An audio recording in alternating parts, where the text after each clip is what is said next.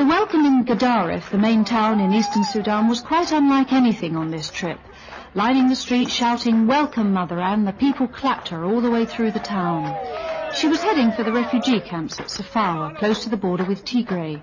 There's been a good harvest in the east, and earlier this year, thousands of Ethiopian refugees poured across the border. At the camps, it's mostly women and children, 15,000 of them. The men went back to Tigray to plant.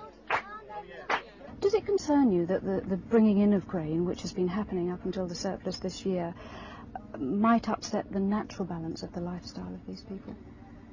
When conditions are as bad as this, no, because to be honest, there is no alternative. That problem doesn't arise. It would only have been a question of if it kept going at that sort of level.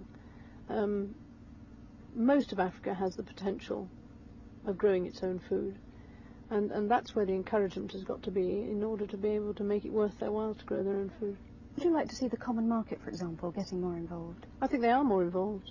And certainly here they've done very well. Again, at the moment they are the ones who are providing the cash to buy the crops within the country. Tricky thing to do always, because I think the merchants as usual probably win on this particular basis. The grain here, some of it hasn't been harvested because the prices have gone down because of the surplus in the area. But some of them will have bought up what's available and be ready to make a killing if they think somebody's going to want to buy it.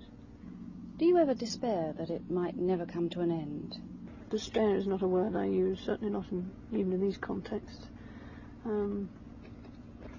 No, I think it requires a certain concentration of mind.